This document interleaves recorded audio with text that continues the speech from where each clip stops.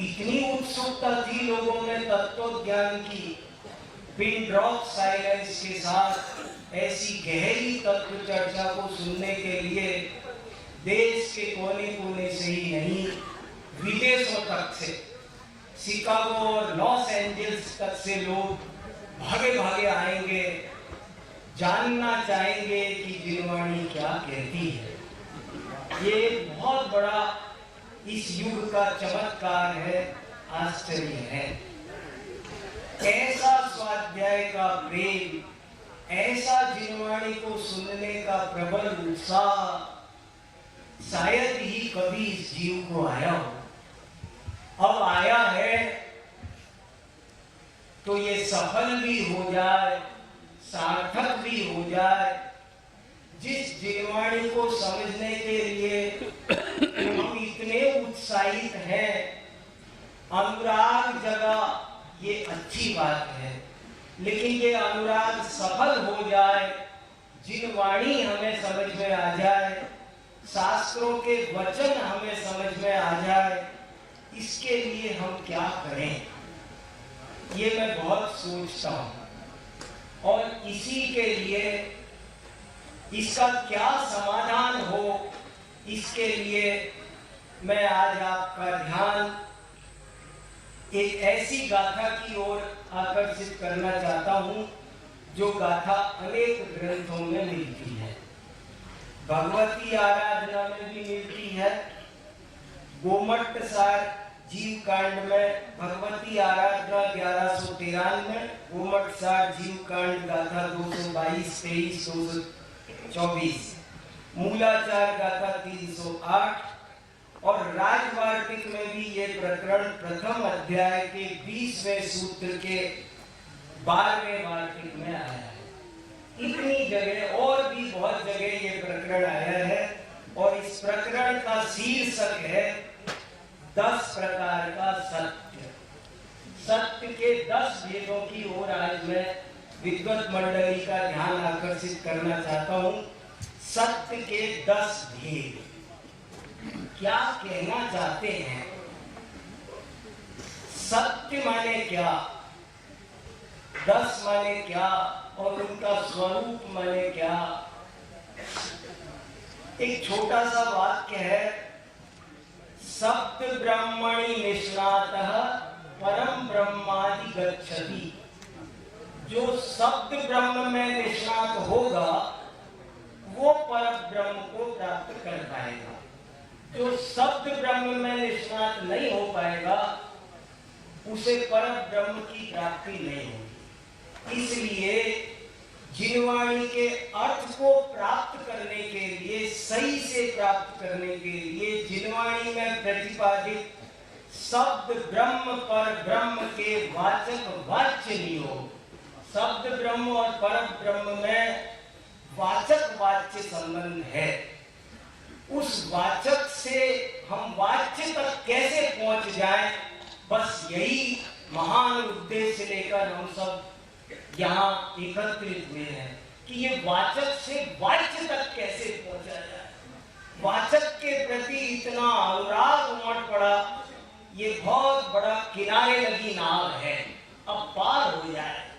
तो ये कैसे पार हो, इसके लिए सभी आचार्यों ने कहा है कि जब तक साहित्य को समझने के लिए, जिनवाणी के कथ्य को समझने के लिए, जिनवाणी के आशय को समझने के लिए हमें साहित्य को समझने के लिए साहित्य शास्त्र का ज्ञान होना चाहिए। आचार्यों की बात को समझने के लिए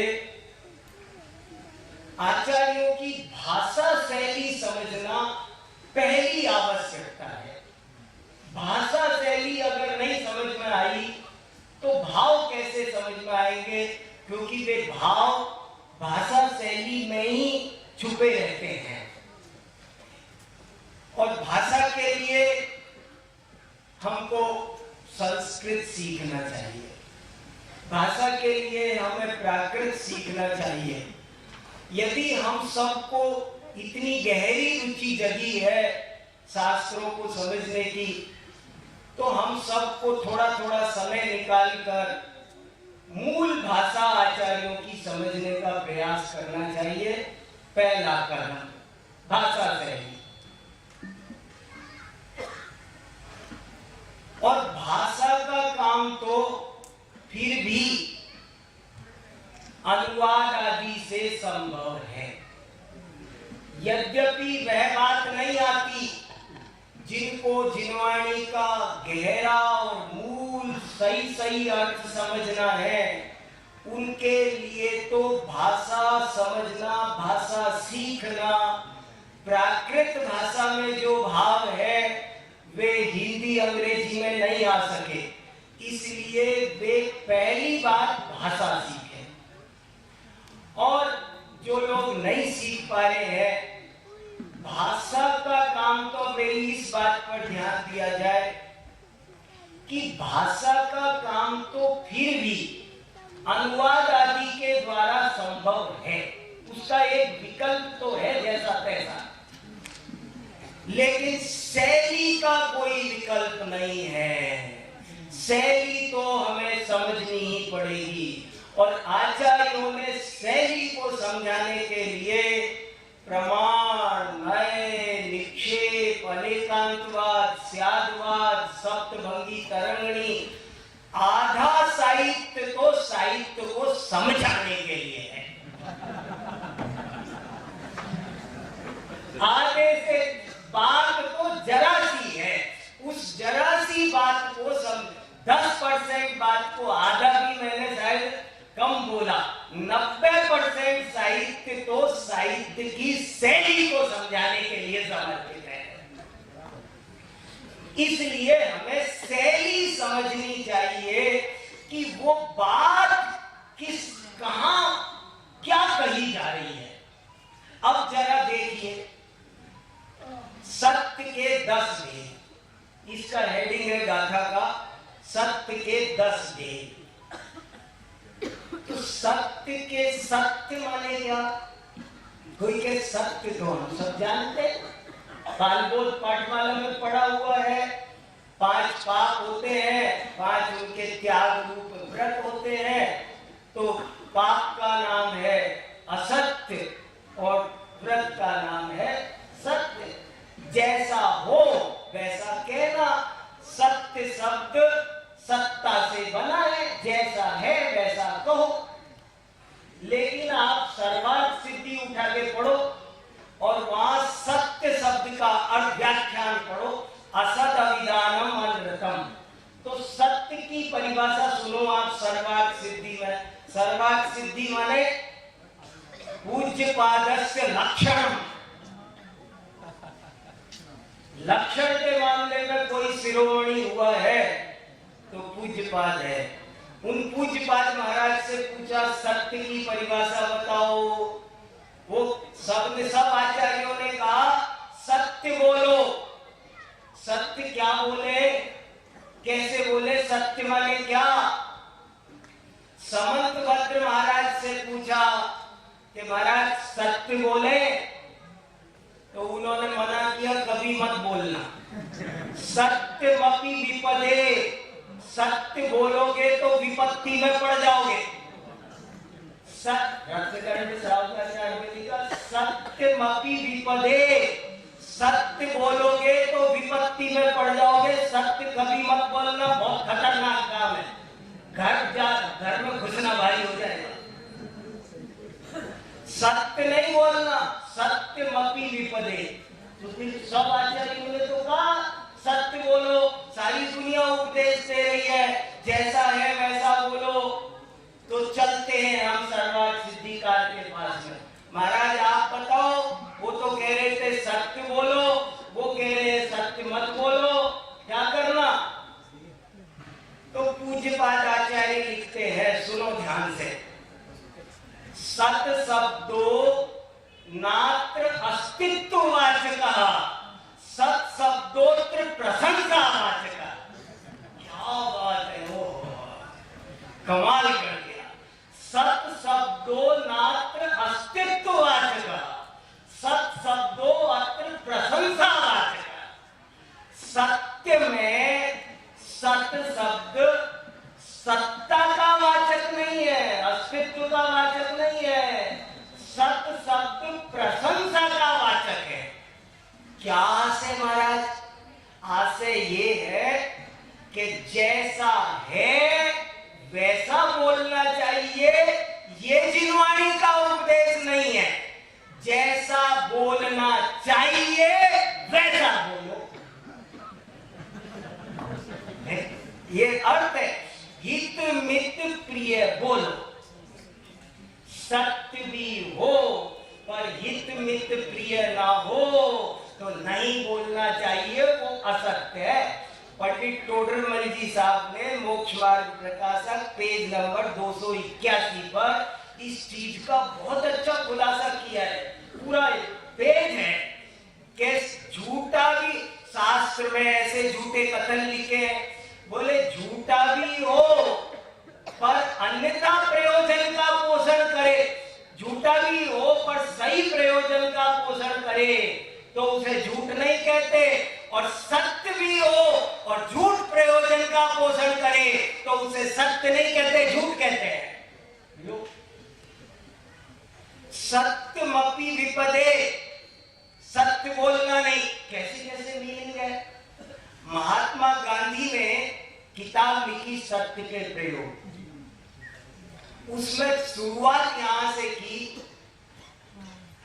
पूर्ण सत्य बोला ही नहीं जा सकता, कोई बोल ही नहीं सकता। जब भी कोई बोलेगा तो वो 2 नंबर का सत्य बोलेगा। अरे आपसे पूछो आम कैसा, कोई बता सकता है? अभी कितने बजे हैं, कोई बता सकता है? जब भी आपसे आप आप पूर्ण सत्य बोल ही नहीं सकते, बोलना संभव ही नहीं है, असंभव। जो भी बोला जाएगा वो 2 नंबर का सत्य होगा। 2 नंबर का समझ गए?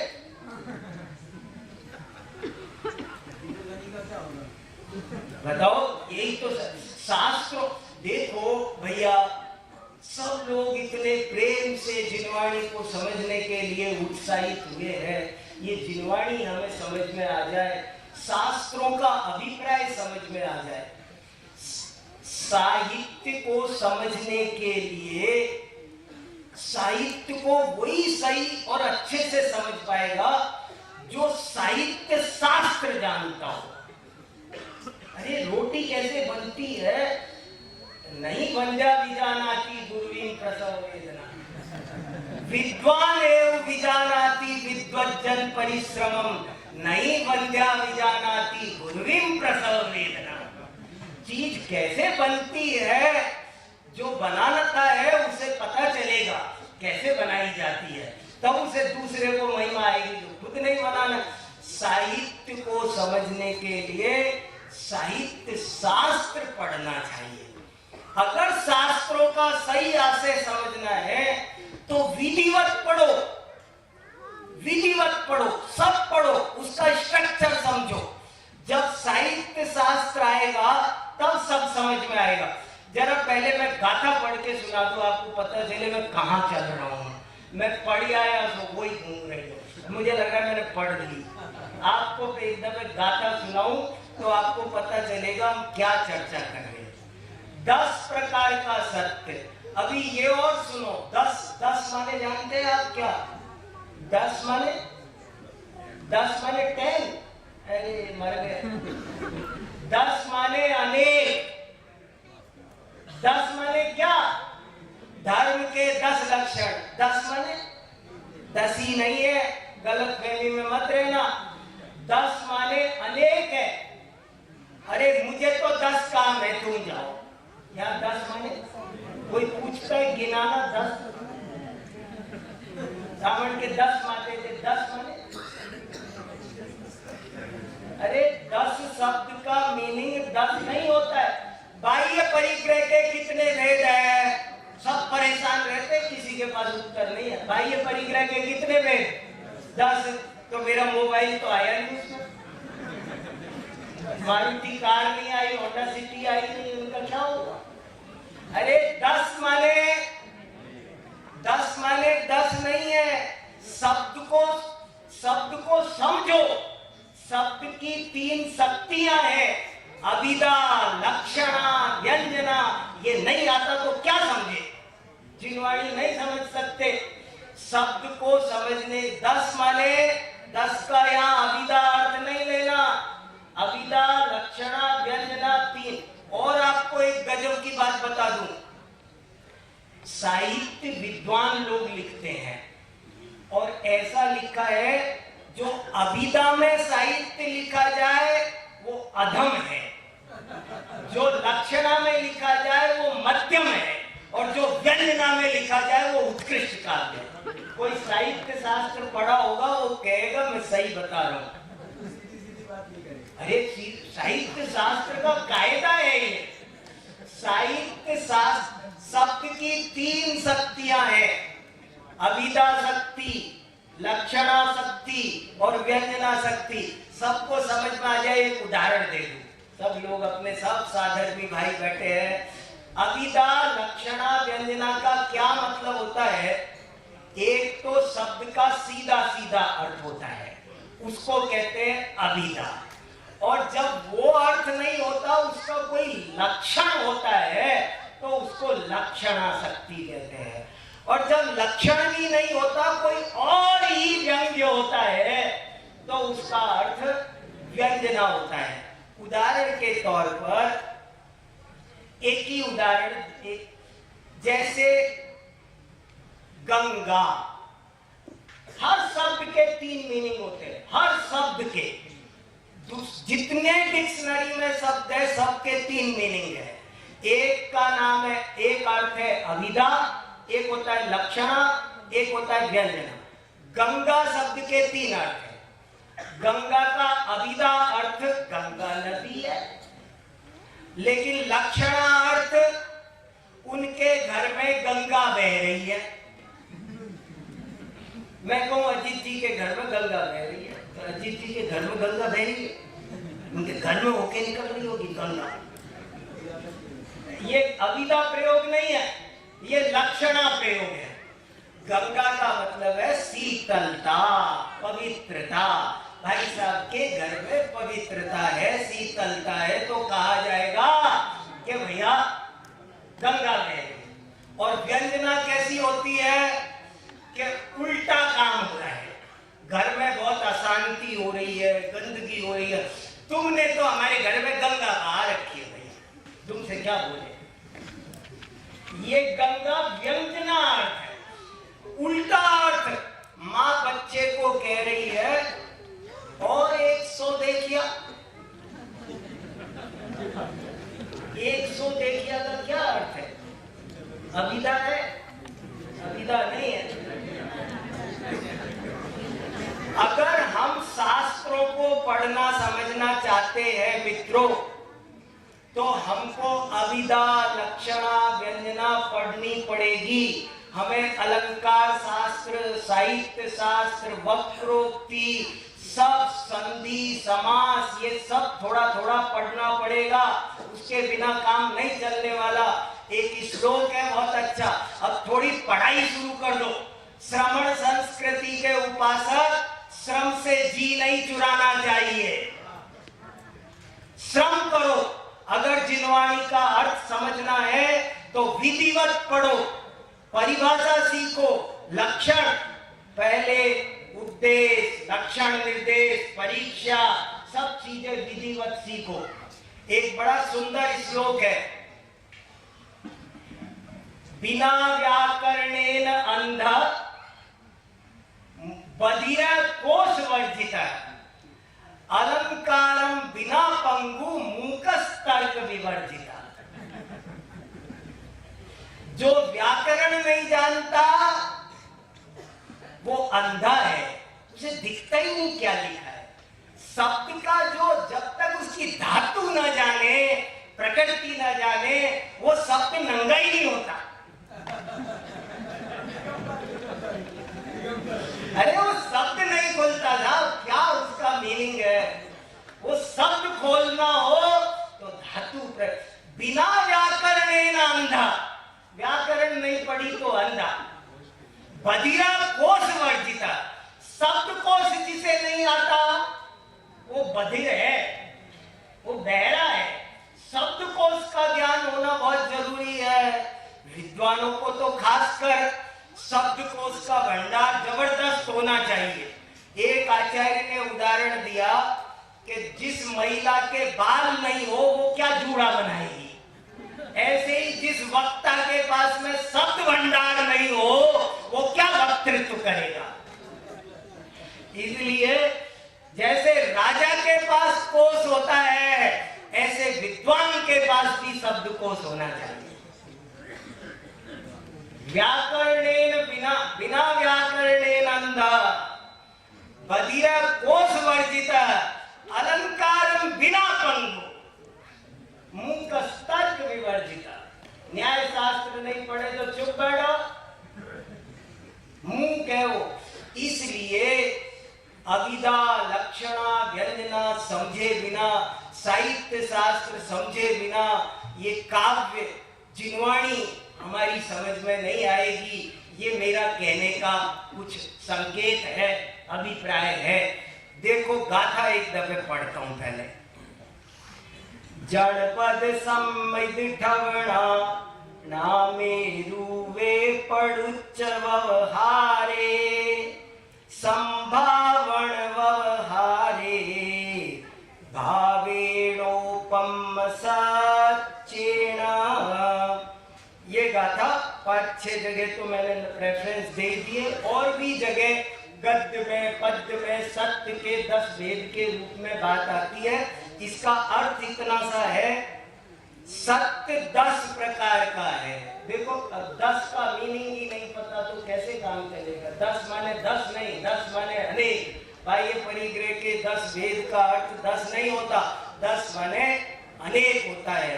हमको लाक्षणा व्यंजना इनको पकड़ेंगे तब जिनवाणी का। भाषा शैली समझे बिना साहित्य और उसका भाव समझ में नहीं आ सकता। और भाषा का तो कदाचित कुछ किंचित विकल्प अनुवाद आदि है, लेकिन शैली का कोई विकल्प नहीं है। इसलिए आचार्यों ने शैली को समझाने के लिए जितनी जिनवाणी उपलब्ध है उसका आधे से ज्यादा साहित्य सिर्फ उसकी शैली समझाने के लिए समर्पित है कि समझ में तो आ जाए शैली क्या स्टाइल है उसकी। तो 10 प्रकार के सत्यों के नाम और मीनिंग सुनो। साधु वचनम सत्यम भी एक जगह लिखा है, वो प्रकरण चला गया। चलो, जनपद सत्य, सत्य का एक भेद है जनपद सत्य। देखो कैसा कैसा सत्य होता है। अगर आप यहाँ भोजन करते समय मीठा मांगोगे तो पूरा परोसा जाएगा, लेकिन अहमदाबाद में मांगोगे तो नमक मार। अब ये लो जी, मीठा शब्द का मीनिंग बदल गया। कैसे बदल गया? अब ये जनपद सत्य है तो कौन कब किस क्षेत्र काल परिस्थिति में कब कहां आचार्य पाखंडी नाम। अब पाखंडी लिखा समय सार में पाखंडी शब्द आया है। गी लिंगाणी पाखंडी लिंगाणी, तो पाखंडी लिंग माने पाखंडी माने पापम खंडयति मुनिराज दिगंबर मुनिराज को वहां पाखंडी। अब आज के साहित्य में पाखंडी का अर्थ, पहले साहस शब्द का अर्थ होता था जो चोरी कर ले, व्यभिचार कर ले, जो गलत काम करने की हिम्मत करे उसको साहसी कहते थे। अब आप मेरा अभिनंदन करो या बोलो साहसी, मैं खुश होऊंगा।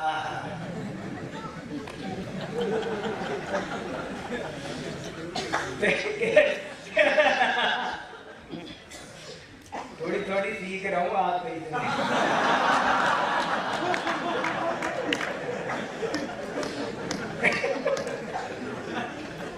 सब अपन कैसे बैठे हैं ना एक परिवार की तरह, इसका आनंद से।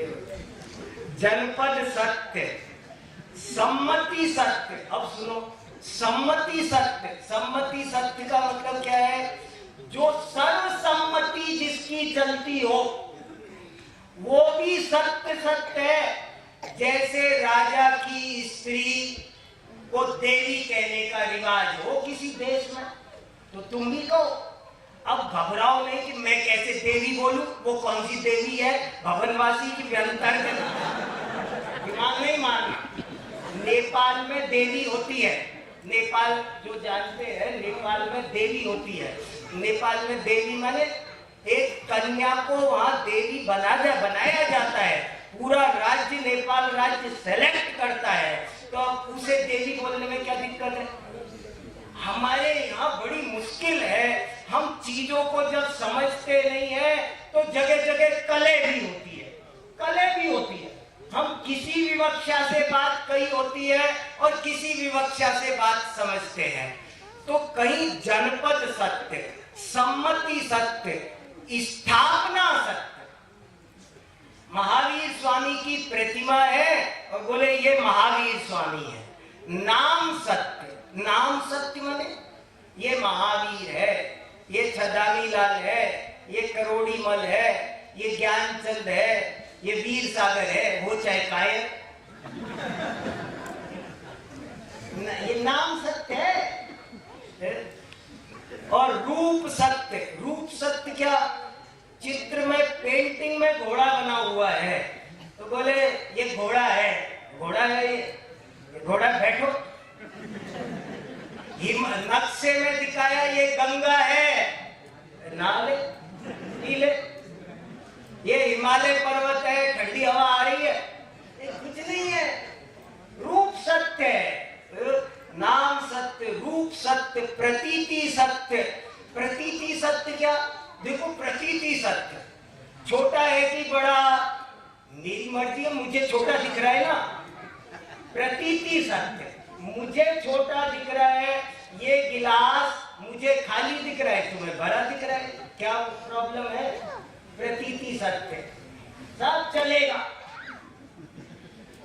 सर्वांतवत्तद गुण मुख्य कल्पम, यदि मुख्य गुण गौण कर दिया सब चलेगा। सर्वांतवत्तद गुण मुख्य कल्पम, सर्वांत शून्यम मिथो नपेक्षम, सर्वापदामंत कर्म निरंतम, सर्वोदयम तीर्थमिदम तवैव। ये है, इसलिए सब चीजें ठीक से समझना जरूरी है। संभावना सत्य, एडमिशन लेने आए शास्त्री के और गांव में गए तो सब शास्त्री ही शास्त्री ही। मेडिकल कॉलेज में एडमिशन लिया, बनेंगे कि नहीं बनेंगे, लेकिन डॉक्टर साहब डॉक्टर साहब। संभावना सत्य, इस संभावना सत्य में मैं कैसे बोलूं डॉक्टर? अरे संभावना से बोल, मैं से बोल, क्या दिक्कत आ रही है? परेशान रहते हैं, जरा जरा सी बात पे विवाद, बात का बतंगड़ करते हैं। जो बात जैन आचार्यों की ये सबसे बड़ी विशेषता है कि वे किसी का खंडन नहीं करते, वे केवल खंडन का खंडन करते हैं। वे खंडन नहीं करते, सिर्फ विवक्षा समझाते हैं। इस बात की ये विवक्षा है, इस बात की ये विवक्षा है, इस बात की ये विवक्षा है। यही जैन दर्शन की शान है, हर बात की अपेक्षा समझाना, विवक्षा समझाना। देखो व्यवहार सत्य, आटा पिसाना है, आटा पिसाना है, अरे आटा को क्या पिसाना है? आटा तो पिसाया है, पर आटा पिसाना है, तो ये व्यवहार सत्य है। भाव सत्य, देखो भाव सत्य क्या है? ये प्रासुक है, जानते हो क्या है? ये शुद्ध है। कि शुद्धि किसे कहते हैं वो मत लगाना। अगर आपने लगाया बारीक शास्त्र तो कुछ शुद्ध नहीं बैठेगा, बारीक शास्त्र लगाया तो कुछ शुद्ध नहीं बैठेगा। भाव से शुद्ध हो गया तो शुद्ध है, भाव शुद्धि। भाव शुद्धि कोई शुद्धि मानी, ये प्रासुक हो गया प्रासुक। आपने कह दिया तो हो गया, भाव से हो जाता है। भाव सत्य, उपमा सत्य, इसका मुख चंद्रमा है। उपमा सत्य, नाना प्रकार से उपमा के द्वारा बात कही जाती है। मैं ये कहना चाहता हूं कि उत्कृष्ट साहित्य अगर समझना हो तो वो तो आपको गूढ़ोक्ति में मिलेगा, और अगर वो तो व्यंजना शक्ति में लिखा मिलेगा, और व्यंजना शक्ति को समझने के लिए हमें विधिवत अध्ययन करना पड़ेगा, थोड़ा व्यापक अभ्यास। अब हमने इतनी निवृत्ति ली, समय निकाला, तो ये सब तब सार्थक होगा जब हम इन सब चीजों को ठीक से समझेंगे। पिता ने कहा कि बेटा मैं तो जा रहा हूं, तूने मेरे रहते विद्या सीखी नहीं, लेकिन अब मैं तुझे एक उपाय बताता हूं, मानेगा तो तरक्की होगी। बोले बताओ पिताजी। बोले तू दुकान पर, दुकानदार का बेटा था, बोले छाया में जाना, छाया में आना और खूब मीठा खाना, और मर गया। अब बेटे छाता लेके दुकान पे जाते, छाता लेके आते, और आते टाइम हल्दीराम से बहुत सारा मीठा खरीद के लाते। तो कुछ नहीं हुआ। फिर किसी ने समझाया, मैं संक्षेप में बता रहा हूं, कि किसी ने बताया कि इसका आशय तो समझो भाई साहब। अरे छाया में जाना का मतलब है सूर्य। अरे इतनी सी बात थी। राजा भोज ने जिनेंद्र भगवान की स्तुति लिखी है, हर जिनवाणी संग्रह में छपी है, भूपाल जिन चतुर्विंशति का, भूपाल जिन चतुर्विंशति का राजा भोज द्वारा लिखी हुई है। उज्जैन में उसके सभागार में सरस्वती की प्रतिमा है, और वो जिनेंद्र देव वाली है, मयूर वाहिनी। तो वो तो राजा भोज बहुत गहरा जैन धर्म का बड़ा भारी, जैन राजाओं में राजा भोज का नाम था बहुत। मैं पूरा 1 घंटे आपको राजा भोज का पूरा सुना सकता हूँ प्रमाण सहित, बहुत सारी बातें। और आचार्यों ने कोट किया, तथा चोक्तम महाराज भोजेना, हमारे टीकाकारों ने तथा चोक्तम और सुप्त भूपाल चतुर्विंशति का में लिखा है कि 3 लोक में सबसे मंगलमय वस्तु कोई है तो जिन प्रतिमा का मुख है, प्रातः काल उठकर सबसे पहले जो उसका मुख दर्शन करता है उसको दिन भर कोई अमंगल नहीं आता। सुप्तो स्थिते न सुमुखे न सुमंगलाय। तो ऐसा राजा भोज मानतुंग स्वामी को कैद में डालेगा, 48 सालों की जेल हो भी सकती है। समझो तो, बात तो दिमाग तो लगाओ, बात क्या है। अरे भैया बात ये हुई होगी कि राजा भोज के, देखो राजा भोज का जो पीरियड है, जो भक्तांबर स्तोत्र का रचना का पीरियड है, वो देश में दर्शन शास्त्र की दृष्टि से गोल्डन पीरियड है, स्वर्ण युग है। उस समय हमारे देश में वो जो भी 8वीं 9वीं 10वीं का 300-400 साल का पीरियड लगा लो, विवाद में मैं नहीं पढ़ता, पर उस 300 साल का पीरियड ले लो लंबा। उस समय हमारे देश में बहुत शांति थी, न मुगलों का आक्रमण न अंग्रेजों का आक्रमण, और राजाओं के पास भी कोई काम नहीं था। प्रजा अपने ही आप न्याय नीति के मार्ग पे चलती थी, राजाओं के पास कोई काम नहीं था, कोई केस नहीं आते थे।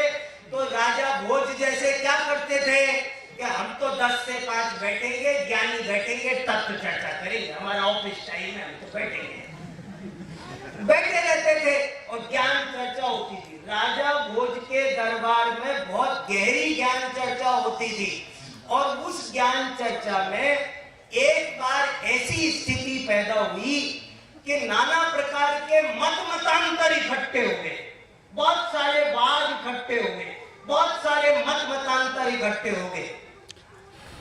और वे मतांतर जब बहुत इकट्ठे हो गए तो वे मतांतर सब बहुत तान करके, बाजू तान करके, मेरी बात सही, स्वमत मंडल परमत खंडन, एकात्मवाद अनेकात्म, नित्यवाद अनित्यवाद, सब बड़े बड़े वादी खड़े हो गए। भेदवाद अभेदवाद, द्वैतवाद अद्वैतवाद, अद्वैतवाद में भी वाद निकल आए, चित्राद्वैत संवेदनाद्वैत, विज्ञानाद्वैत, और सब बड़ी बड़ी चर्चाएं हो रही थी, खूब गहरी गहरी। और जब ये चर्चाएं हो रही थी तो प्रजा कंफ्यूज हो गई कि भैया धर्म का मार्ग क्या है।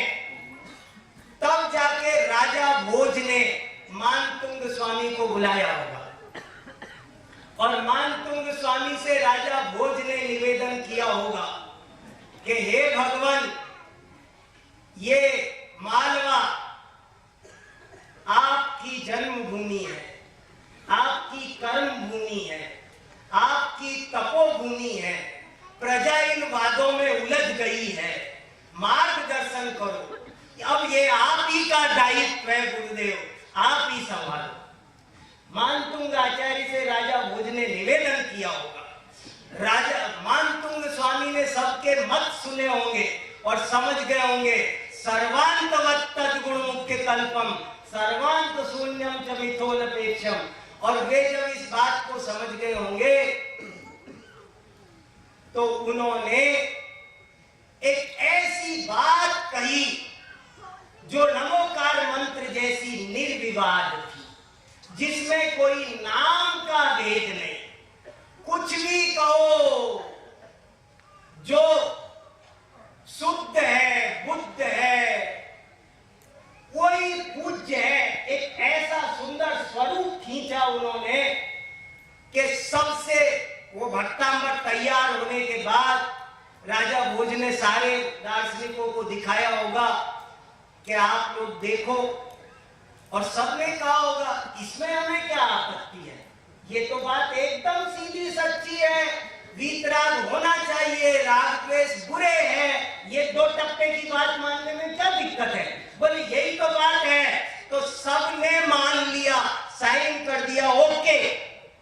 तो प्रजा ने कहा होगा, लो जी लो, मानतुंग ने 48 ताले तोड़ दिए। अरे ये जो आग्रह होता है ना, मताग्रह किसी बेड़ी से कम नहीं है। किसी एक नित्यवाद, अनित्यवाद, उत्पादवादी, व्ययवादी, द्रव्यवादी, ये बेड़ियां हैं, और बेड़ियां तोड़े बिना तब तो हाथ नहीं लगेगा। इसलिए इन सब अभिप्रायों को समय हुआ।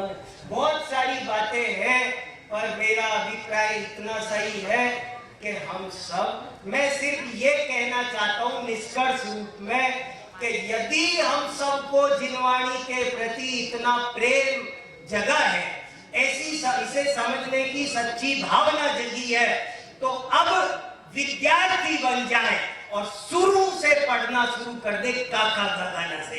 तब जाकर के हमको जिनवाणी अच्छे से समझ में आएगी। इसी भावना के साथ कि हम सबको ये शब्द ब्रह्म भी समझ में आए और शब्द ब्रह्म के माध्यम से परम ब्रह्म भी समझ में आए, मैं अपनी वाणी को यही विराम देता हूँ। धन्यवाद।